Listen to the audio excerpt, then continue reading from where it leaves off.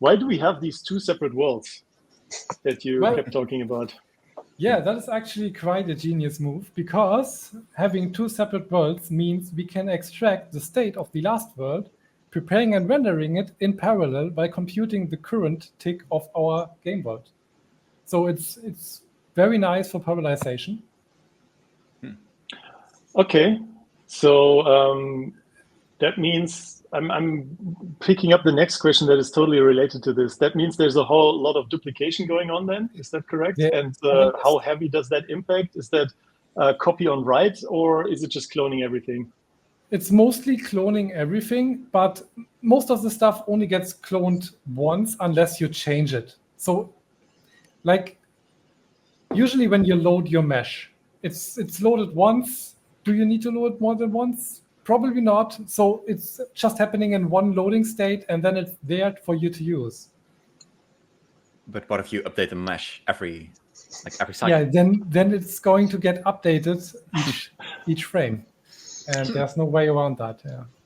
Yeah, to add on that, entities and components are cloned, but assets are extracted, and they aren't extracted every frame. They're extracted only on the chain. if they change. Yeah. Cool. Okay, so the real heavy stuff is not going to be cloned.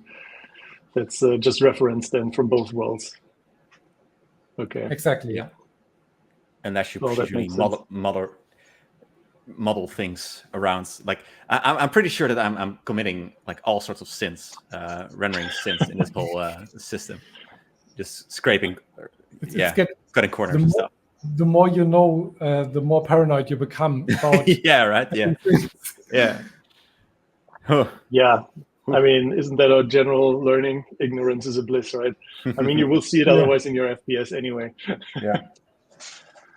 François, would it be cheaper to build a server farm in Cart's basement? Oh yeah, that's a great question.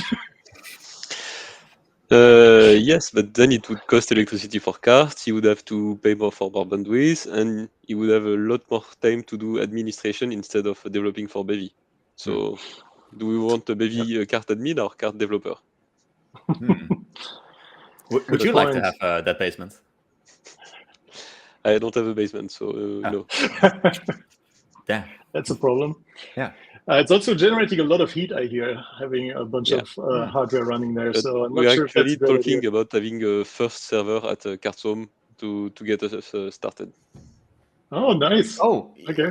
You guys are considering just building local. Ah, okay, cool. So this question wasn't as ridiculous after all. Okay, François, next one is also for you. You mentioned Flip. I guess this was this NVIDIA tool. Can you describe what it does? Why is it better? Why is it different? Describing what it does, I can't. There is a paper that I read and didn't understand yet. But the idea is to have image comparison closer to how humans compare image instead of pixel value by pixel value. So the idea is to have a difference that would be like what humans notice as a difference. Is that some machine learning bullshit then, or how does that work? Not a machine learning bullshit, but it's something used for machine learning. Okay. So we're tokenization used as classification for image generation algorithm to be able to say how close we are to the target image. But yeah, so it would be easier, for example, for the example I showed that changed every run with a few pixels on the edge or stuff like that. It's not noticeable by humans, so those algorithms wouldn't pick these differences. And this tool is free to use. Whatever we can integrate it in our There is a paper pipeline. that describes how to do it, so you can recode it. But yeah, there is a default implementation. Well, if there's a paper, doesn't mean that it might not be copyrighted, right? Yeah. As we recently learned. Yeah. Another one for you. How does the software renderer work? How much of the rendering pipeline is tested this way? Does it implement the Vulkan API, Web GPU, or does it start earlier in the render pipeline? The software renderer, it will depend on the platform. On Linux, it will be Vulkan. On Windows, it will be DirectX 12. On macOS, it will be Metal. And then for each time, it's not implementing WGPU. In WGPU, is implemented on top of that. So it will still use the software renderer. And after that, how it's implemented exactly, I don't know. I'm really not into hardware and drivers like that. So it's something that we get actually for free from the different APIs. There's sort of like a different device that we can select explicitly on machines that, like you said, for example, in Vulkan, there will be some software rendering device that we can pick. For Vulkan, there is a LLVM pipe that goal is to have a software renderer, and on macOS and Windows, they ship one built-in. Okay. And did that ever turn out to be different from the real results? On Windows, yes. Aside from Windows? No. Okay. Cool. Lorenz, a lot of things seem very standard, like checking visibility. Are there reusable building blocks one can use from the Bevy render pipeline, or do you have to copy paste? You just copy paste the data you actually need for your pipeline. So stuff like checking the visibility already happens in your app world. You don't have to. You are actually extracting the visibility component from the app world to check if the entity is visible. So okay, you only extract. We saw there is some code in your custom render pipeline that actually checks that if it's visible, right? Exactly. I guess this is just a simple example of something super standard that you still had to do in your custom path. Yeah, I have to check. I'm querying each of my custom sprites, and I don't know in that position or in that specific part of the code if the sprite is actually visible on the screen. And the visibility component from Bevy itself is run right before the extract stage is run. So it checks for each camera, is the object actually visible? But I still have to check it before I extract it, if that's the case. That's not. So you could still render it if you wanted to, yes, and I don't know, move the vertices into view or something. I mean, yeah, we are talking in the ECS context. We cannot, just because the component is not visible, we cannot remove it from the world. So it's still there, and we have to check it manually before we extract it. But the checking part is done for us. We are just doing a Boolean check there. What? I'm reminded of something Alice wrote down somewhere, where she was actually talking about if they could actually hide objects on, not visibility wise, but just actually hide disable objects on a ECS level. Yeah, there is a few PRs and RFC at the moment for disabling completely entities. But there are a few side effects that we have to think about before letting that. Right. Yeah, I can imagine. Yeah. Interesting. That might help. Yes. Yeah. Now that you're talking anyway, did you open source? Oh wait, we talked about that one already. Hey, the good news is the next one is about you as well. Does the subdivided mesh shape vertically repeat on the sphere? Holy crap! Does the subdivided mesh vertically? Yeah, I get what you mean. Sadly, no. It's just an extrusion, but it could. You would have to create a different data structure. A half mesh wouldn't cut it. You would make it, because on a half edge mesh is essentially a surface definition. But if you can take that up one dimension and make that a solid definition of a solid, of a three-dimensional thing, then you could actually do that. And you would, and it's actually, you probably want to do that for like a sphere, because what you now have as a problem is when you extrude too far in that spherical example, the things that you spawn on those extruded parts start to become flatter and flatter and flatter, just to the nature of how those cells expand. So a house spawned in the inner circle would be very tall, and a house spawned on the edge would be like very small. So I was actually looking into this. It's not as crazy as it sounds. So thanks for the question. Yeah, definitely. Sounds like this was a thought you had anyway. Cool. Jos, I heard there were efforts to remove. I think this is brand new for the ongoing conversation. I heard there's more efforts to remove the need for a render world. Would it be possible to remove the need to clone everything into the render world? I guess this is more for all of you, if you heard anything about this.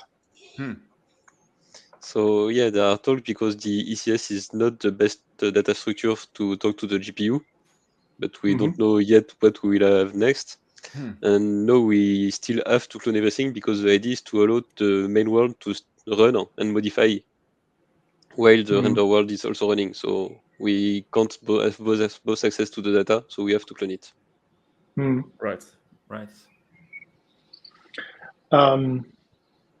I mean, this is a lot of half knowledge on my end now, but isn't a modern API like Vulkan these days, compared to the old days with OpenGL, more or less like non-blocking anyway? Like, how much do we actually gain from separating the whole process up to a draw call into basically a separately threaded, duplicated world? Like, do we know how much this actually runs in parallel? I know it does run in parallel, but yeah, we had big gains when we implemented that, but I don't know if it's still true with modern APIs. But also we gained the ability to have different frame rate. Well, not frame rate, but run the different world at different speed. So rendering world would run at the frame rate, while simulation world would run at the rate you need. Okay, so it is something we also use to skip frames, essentially, if we can't deliver the frame rate that we want. Yeah. Okay, gotcha. Or to run the world faster and just extend one frame every 5 run or something like that. Yeah, that makes sense. Do we measure code coverage since we aim to increase unit test usage? No. Is that something that's planned? I don't think it's a good idea because it gives us a metric, and once we have a metric, we want to move toward that metric. And again, I don't think aiming for big code coverage is a good thing. We want to increase it, but yeah, it should be focused on specific part like the CS or reflection, but not everywhere. Yeah, I love that comment in your slides, where it's like, okay, even though it sounds nice to go for that 100%, it's maybe diluting our efforts into actually doing something meaningful. Yeah, very nice. Lorenz, when you write the vertex buffers, is that a blocking operation? So does that block the world while extracting? So we are writing the vertex buffer in the preparation stage, and we do so by basically calling a write buffer command and passing it into our render queue. And to be honest, I do not know what the rendering queue then does exactly with the buffer and if it runs in parallel. My guess is it really depends on the device and your actual bus between the GPU and the CPU part. And that probably is not in parallel because it's probably just one bus. But this is just my guess. So it's probably also dependent on which API is actually running under the hood then, depending on the platform. I guess more so on the hardware. But don't quote me on that. I'm not sure. This is more outside of the part of Bevy and more into WGPU. Another one for you. Do you have to create _bind group layout, like this whole function call, every frame? I guess that was something that looked rather generic. Yes, you have, in case it changes, of course. Some pipelines don't change, so they don't have to do that. Others, if you want to have some change that you want to communicate to the GPU, you have. So you could put like custom logic in there that makes sure that it doesn't call that unnecessarily. The best example in my example was the quad mesh. It is just queued once and communicated once to the GPU, and then the RAM is there. And all we do is say the GPU, hey, you have it here, load it please for my shader. But we don't have to copy it again. Yeah. Jos, aren't your pointers just ECS-like entities? Was using the Bevy ECS no option? I think this is talking about your custom. I indeed have a very, very good point. I have seen half mesh implementations using ECS. I decided against it because I wanted to separate again that idea of separation, where you see this in Rapier as well, where it's for example, especially for these procedural modeling libraries, it's nice to be able to separate that from, for example, Bevy. So the whole procedural pipeline does not need to use Bevy. which makes it, for example, really lightweight if you just want to run it on some server, or if you would want to use this for some other application, like I've been dabbling with the idea of making it a visual programming language, one of those graph-based modeling things. Another tiny project. Yeah, another tiny project. Yeah, why not? But for those types of situations, it's just nice to have like a data, like the whole thing being one struct, that's one thing, and not have that tied to also an ECS, in my opinion. But if you want to tie this to an ECS, like go for it. I think the question was more like, isn't what you're doing there sort of remodeling what an ECS does? Because you're using U-size indices into probably some contiguous array of data, right? And and instead, basically going around this whole ownership problem that you would have, as you pointed out, with linked lists in Rust. Yeah, but like, why not do that also for meshes? Like, we also use meshes with vertices, or like meshes with triangles, and those triangles are just U-size or U32 pointers to vertices. We could technically also do something like it. I find it just a sort of a convention in the 3D data modeling world to do it that way. So I modeled it after those types of systems. But you could totally do that.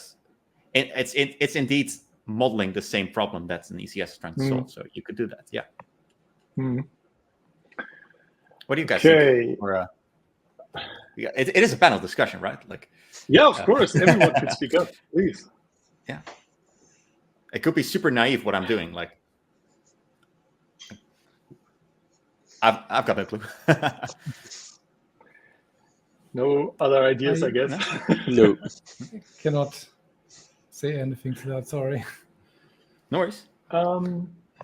Lorenz, couldn't the vertex buffer layout be automatically deferred based on the type we put into the vertex buffer? I mean, this is sort of a Rust struct, right?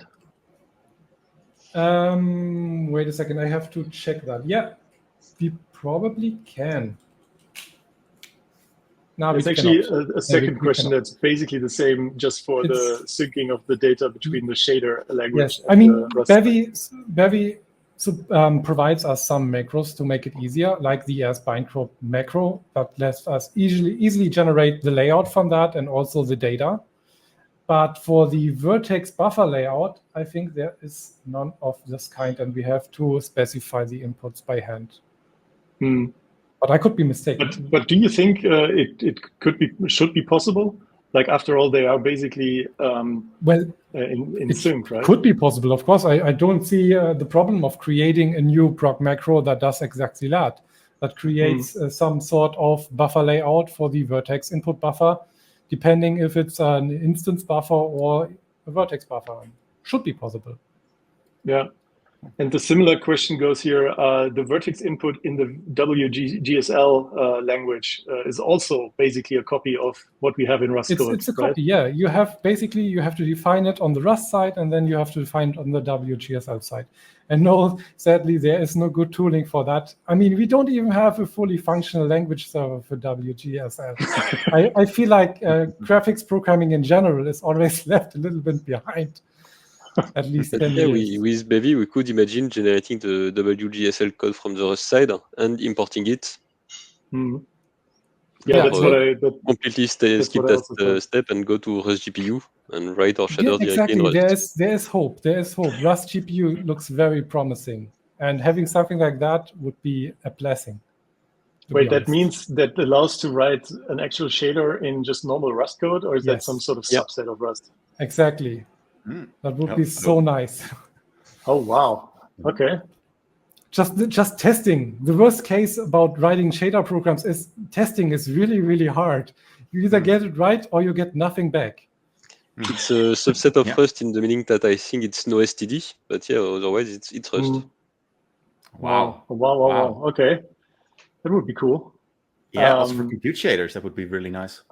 Yeah. Exactly. Wow. And you can run the same code either on GPU or CPU, depending on your workload or stuff like that. Oh, that sounds awesome. Maybe that would finally lead to the whole machine learning stuff to be done in Rust and not in Python.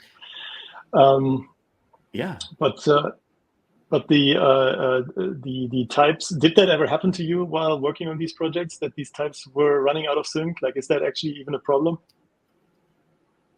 Lorenz? Yeah, I cannot remember a specific part, but defining some variable wrong and Naga, the underlying, I don't exactly know what Naga is, the WGSL live linter, something like that, doesn't tell you anything about it, and it just does not work. And then you are struggling for hours to find that tiny little mistake. So yes, I'm looking very much forward to having a full implementation on the Rust side that I can probably lint, where I can see my mistakes before pushing it to the GPU. As I said, when you have, yeah, there's just tooling for anything GPU related. It's just very bad in general. So, but do you get error, like proper error reporting when you send it to the GPU? Is that at least the point where you get some proper, like where the problem is? Something. Yeah, you get something. I mean, when you bind the wrong kind of variable, for example, you bind a vec2 instead of a vec3, then you get something back from Naga, and it says something like this: oh, type 25 doesn't confirm with type 24, but it doesn't tell you directly what is happening. It just tells you the line and two type IDs don't match. So, maybe there are better toolings that I'm not aware of. But the way I do it, or the standard way, is sometimes you have to take your head and smash it against until stuff works, and that could take hours. Yeah. Yeah. Okay. Been there, done that. Yeah. So we are done with the questions. Is there any other thought that you guys have that you wanted to mention now throughout the conversation? Well, for me, I'm just looking forward to rewatching Lorenz's presentation and basically sort of having that and this whole project next to each other and being like, oh yeah, okay. Because I was doing some custom shader stuff, but it's very copy-pasty, very surface level analysis of what was going on. So it's super nice to now have a blueprint of, all the layers. Yeah. Do you have to already go custom pipeline as soon as you need a custom shader? No. No, totally not. But if you want some custom input for some custom shader, you're starting to look into the pipelines. You should be able to do that with the material abstraction. That's No, that's for sure. I was trying to look for ways to get around the fact that the depth buffer doesn't really work on if you go for WebGL. Just go to WebGPU. It's easier. Yeah. Sadly, I can't tell people to switch to WebGPU yet to run this demo, but I would love to, though. Oh, love to. Well, I think you can probably, right? You would probably have to link to a very sophisticated instruction how to enable it, though, on some browsers. Yeah, but that's sort of. There's hope, right? Didn't Chrome just release WebGPU? I saw something like 70% coverage already, right? Chrome released the WebGPU almost 1 year ago, only on macOS and Windows. Oh wow, really? Yeah. Yeah. Firefox released in the nightly only on Linux and Windows. And Safari Technological Preview starts to have a working WebGPU implementation. Oh yeah, I saw your message one day, like a few weeks ago, right? That we have our examples now working on Safari. On today's version, everything works except for Bloom. Oh, nice. That's promising. Yeah, and for our projects, it will basically be like free, right? We don't have to adapt the projects there unless you go custom and do shit that might not work on the web. We have something that we don't know yet how to do. It's to have the same binary, WASM binary works for WebGL2 and WebGPU. Oh, yeah. It should be possible, but we don't know yet how to do it. Yeah. So right now we have to bundle both if you want to support both. Yeah. Run WebGPU, and if it crashes, go to WebGL2. Damn. Well, at least then you don't download both at the same time right away. Yeah. That's already an advantage because those things are still quite huge, right? Okay. Cool. Guys, I would want to wrap it up by one round of each one of you telling me what's the biggest thing you are excited about in the upcoming or in a upcoming Bevy version. Like anything you know that is going to happen or that you would want to happen. Like it doesn't have to necessarily be in the next release. But what do you miss? Jos, you want to start? Sure. What am I missing right now? Yeah, I guess. So Lorenz hinted at some important component. I know this is not related to Bevy probably, but if it would just be a lot less painful to start toying around with shaders, and also just debug once you start doing something wrong, that would help out so much with just creating so much, making creating shaders just so much more joyful. That's sort of a hiccup points that I would love to see solved. So I'll say that. But yeah, that's not really due to Bevy. It's more like tooling around it. Yeah. François, what about you? Well, the next version of Bevy will have a lot of rendering improvement that you don't have to write shaders to use. So that will be nice. Oh, and nice. Of course, relations. Is that going to be in 0.14? No. Oh. But it's coming. Yeah. Nice. Okay. What do you guys look forward to relations? Is that something you're excited about, Jos, Lorenz? First time I'm hearing it actually. What it's about? It's a way to link entities without having to hold an entity in a component. It should auto-update and a lot of nice feature. But I think it's hard to see all the improvements it will bring to us. Cool. That sounds very exciting. I can Yeah. already imagine a use case for that. Yeah, I've seen some implementations of that during my day job, so I'm also looking forward to seeing those two toy around with each other. Because but I don't know how much I can share about that, so I'll shut up. But no, it's great that the rendering. What type of rendering improvements, François?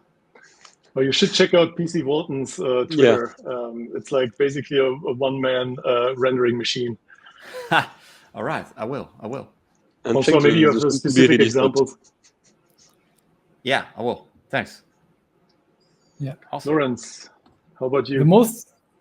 I have so many things I'm looking forward to. And the first one, I mean, I'm probably sharing this with a lot of members of the community. That's Bevy UI. I really want to have better tooling for UI. It's just something like. Is it something that we need Bevy to change for, though? No. Like, for example, Bevy, like a UI editor? Bevy UI is it does everything it should be. It's just we need better tooling and better ways to interact with it. If you don't use any outside tooling and you just try to do something with Bevy UI, it's painful. Describing a simple UI is hundreds of lines of code, and then you want to make tiny changes, move pixels. You have to reload, recompile. Just have some great toolings and hot reloading that you don't have to program yourself. That is unified and everybody agrees on. That would be great. Yeah, I can only agree with that one. I mean, having a what you see is what you get editor for the Bevy UI would be amazing. I'm losing a lot of time on that stuff. Yeah, same. I forgot about that whole pain. But yeah, that's also where this project is now a bit stranded on getting some good UX in there, or in UI UX.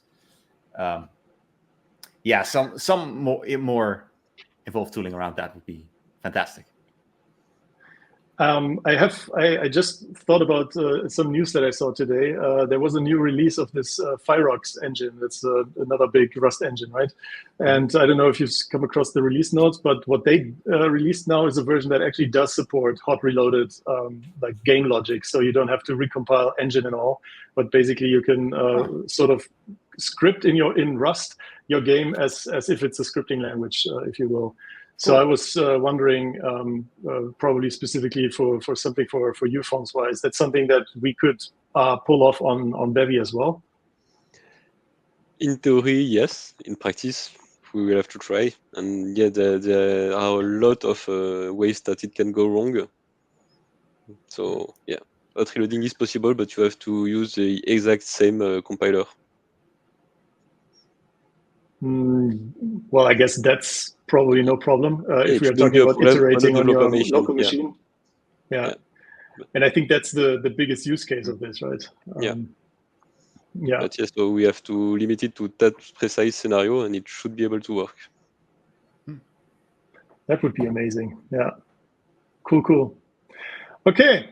I think that's about it then. Any last thoughts? No, just thank you so much for organizing this, Stephan. It's Thank you for asking. Yeah, it's a pleasure. It's amazing. You're Looking welcome. forward to the next. Definitely. Of course. That's a great segue for me to ask everyone on the stream to please reach out if you have anything you want to share in this sort of setup, or if you know someone that you would like them to share what they're working on because it's interesting stuff, then please reach out to me. I'm always looking for content for this. And yeah, guys, it was amazing. Super interesting presentations, a lot of different stuff. And I'm happy that we can basically call this one a reference for building a custom rendering pipeline from now on, at least until radical changes are implemented in the next release, probably. Yeah. Okay, guys, I'm going to stop this one here. Thank you so much in stream. Give a big shout out to all the speakers, and see you next time. See you next time. See you. Thanks for having Bye. us.